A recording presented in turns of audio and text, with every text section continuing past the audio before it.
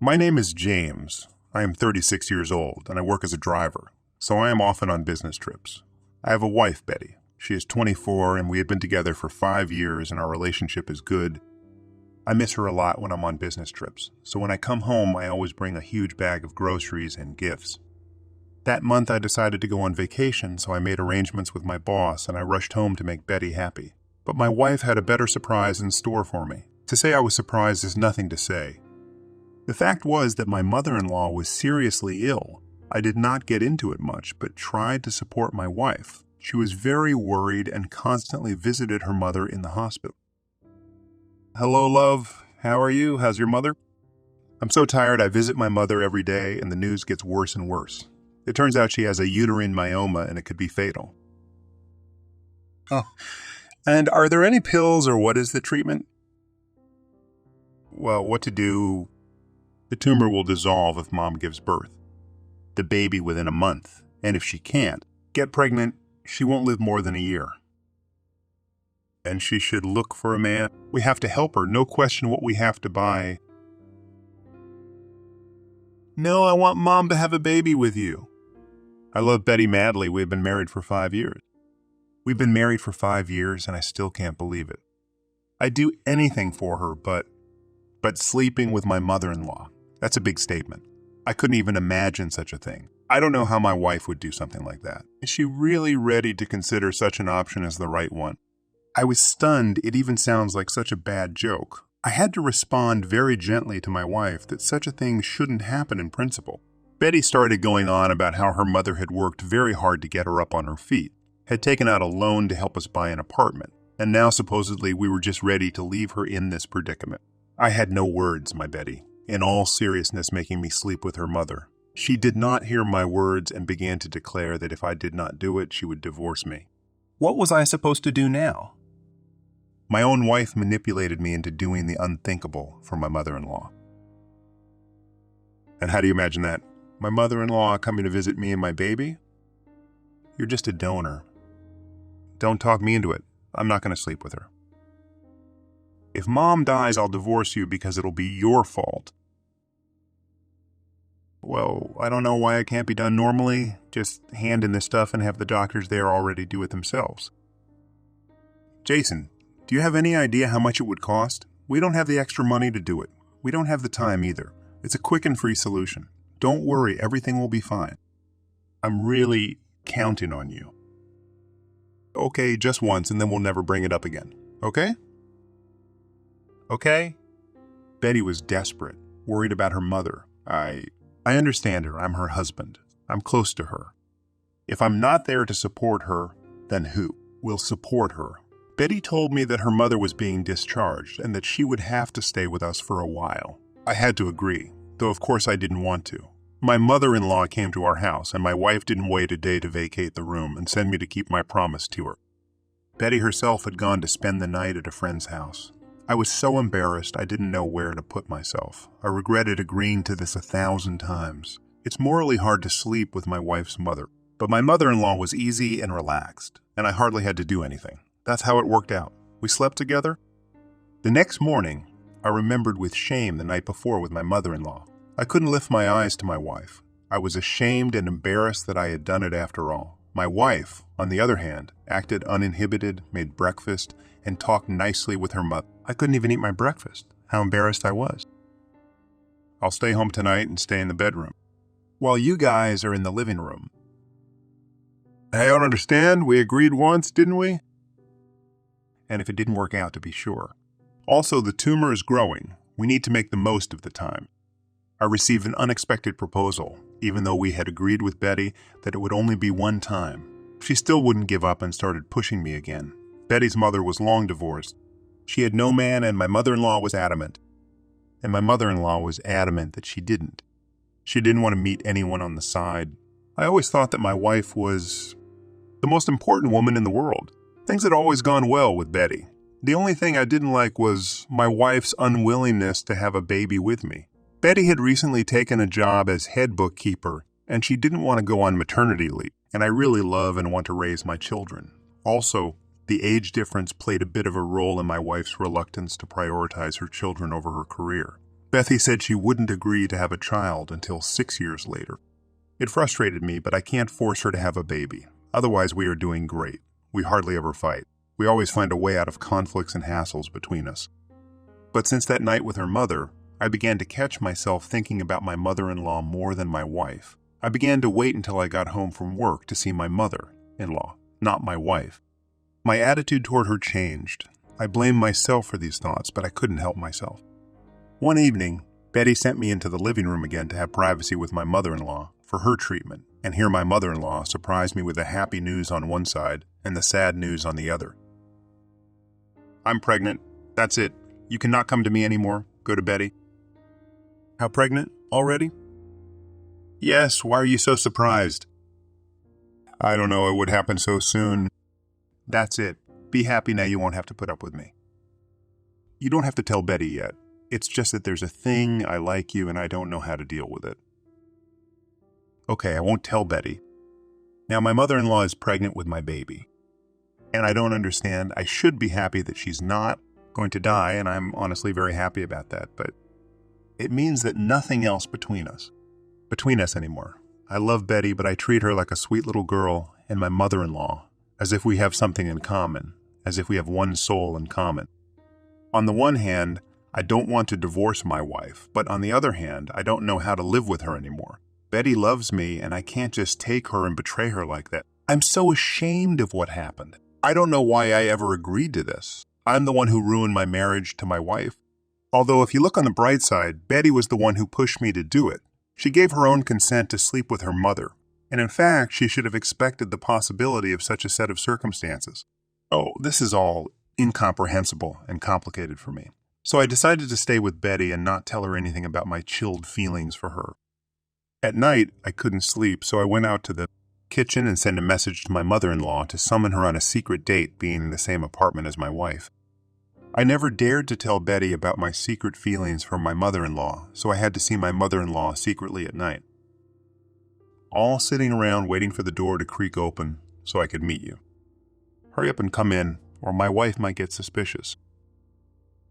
I miss talking to you so much. What should we do? How should we be? Maybe we should tell Betty everything. And how do you imagine all this, dear wife? Your mother and I have decided to be together. Yes, it's probably a silly idea, but we can't see each other in secret in the evenings in the same apartment with Betty. Then a sleepy Betty walks into the kitchen, and she doesn't understand why her mother and I are being nice in the kitchen at night. What are you doing here at night? Is something wrong? No, honey, nothing happened. We just decided to surprise you for your birthday, and you just exposed us. Oh, I see. And I thought you were on a secret date, but okay, I'm kidding. Let's go to bed. Tomorrow I'll go shopping in the morning, and you can discuss everything in peace. Okay, love, right? Let's all go to bed. Let's go. We went with Betty to our room. To my surprise, for me, she started asking questions she had never asked me before. Baby, come here, I'll hold you. Tell me you love me. What kind of question is that? I don't know. Something has changed. I can't explain. Do you remember what it was like before? Remember going to the park with you every Sunday? Promise that we'll always be together. Promise. I love you. I felt guilty about my wife and tried to hide my feelings for my mother-in-law and show Betty my love. One morning I caught Betty talking to her mother. Mom, don't you think you've been playing around? In what way? In that, what is it? Betty showed her mother the pregnancy test. She wasn't the least bit surprised, and she jokingly asked if Betty was pregnant. Betty was furious. Her mother hadn't told her she was pregnant in time, and she was still seeing me. But it wasn't as simple as I had assumed in my head. What Betty then told me confirmed the fact that I was just a pawn in this family story, treated by my mother-in-law with my help. I don't understand what goes on in women's heads at all. Why everything happens in such incomprehensible ways and rambling decisions. So without further ado, my wife told me that she went to the doctor today, and it turned out that her mother didn't have a tumor, that her mother-in-law made it all up because she fell in love with me and decided to get me this way. Betty's mother works in a hospital, and she supposedly had no trouble staging her illness that way. This was going nowhere at all. At this point, I didn't want to see my wife or mother-in-law at all. They made a mess of it, and I had to deal with it. And why didn't I go to the hospital myself, didn't find out about the treatment for all this? I just fell for the manipulation of my wife, who was desperate. No, of course I'm glad that my mother-in-law is not terminally ill and all that. But what am I going to do with the two of them now? I love my mother-in-law as a woman. I promised my wife that I would always be with her. My own mother wanted to ruin our family. Don't get upset. Everything will be all right. The next morning, I decided to talk to my mother-in-law and ask her everything and the truth. I had a serious conversation ahead of me. I was depressed and upset by what my mother-in-law had done. Had she really deceived me in such a cruel way? And she also got me pregnant? What to do with the child now? Who would bring him up? What I really wanted was for her to keep the child. I really wanted him. I was ready to raise it. My mother-in-law and I met in a cafe and started talking. Have a serious conversation to have. Tell me, are you sick or not? No, in general, this disease is treated now even without surgery. So I'm sorry I lied to you. So you're not dying? Would you like to? The pregnancy is real? Real, but do not worry, I will have an abortion. So, wait, abortion is not necessary. I want this child. You have someone to make a baby, so let Betty give you a baby. No, I want this baby. I love you. And you'll keep the baby. But my mother-in-law did not listen to me and decided to have an abortion after all. Of course, she did not tell me about it, but told me the fact supposedly now you can take a pill and everything is quickly resolved. I was horrified. She made me very upset, and I told her that I didn't want to see her again. But one side of me hates Betty's mother, and I don't know if it's love or if I'm just used to being around me. Or maybe I'm just used to having always a woman who's loving and understanding. She was closer to me than my wife, as if we were soulmates. Betty had changed a lot. After the incident with my mother-in-law, she started paying more attention to me. She tried to be a kind and understanding wife, offered to have a baby. She made up all sorts of ways to spend the weekend with her. But I didn't need all that anymore. I felt that I missed that kind of relationship with my wife. There was still something missing in them. Everything had become alien and dreary. This whole thing had turned our relationship the wrong way. There was no going back. Something had to be done about it, and I just kept quiet. You think it was easy for me? You think I wasn't jealous? I was jealous, but for the sake of my mother's life, I was willing to put up with it. You slept with her for the cause. At first I did, but then I liked it. Liked it. It's normal, you're a man. No, I cheated on you with her. I saw her in secret, and I liked it. Don't you understand? It's all your fault. Now, don't be offended with me. What's done is done. Betty went to a friend's house for the night. A week went by. I tried to live my old life and not think about everything that had happened to me during that month. One day, I decided to go out for a walk in the evening and met my neighbor. She and I started talking about the little things in life, and she asked for my brother's number. At first, I didn't understand what brother. I was the only one in the family. And then she told me that my brother supposedly came to see my wife while I was away. My wife told me that he was a lawyer and that he often came to visit us. That can't be. How could I have not noticed? I politely told her that my brother went abroad to work and that he was unlikely to help her in any way. I began to suspect that my wife was cheating on me. I took Betty's laptop and turned it into a specialist to recover any deleted data, and then she was caught. I found my wife's correspondence with her lover. How come behind my back while I was making money, she was doing this? On the one hand, I was upset that I was being cheated, but on the other hand, I could now easily leave with my mother-in-law. That was the news I was waiting for my wife from work in the evening.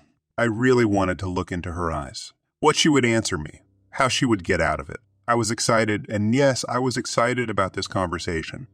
Before, I had been ashamed of my feelings for my mother-in-law, and now I didn't care at all what would happen to Betty if I left her. Betty, your lawyer dumped you and you came running to me. And I wondered why you volunteered to have children. What are you playing hurt? You think your mother-in-law is your favorite angel? You think she didn't know I was cheating on you? She did, the first time she saw you. She fell in love. That's why she was so happy when she caught me, with my lover. I froze.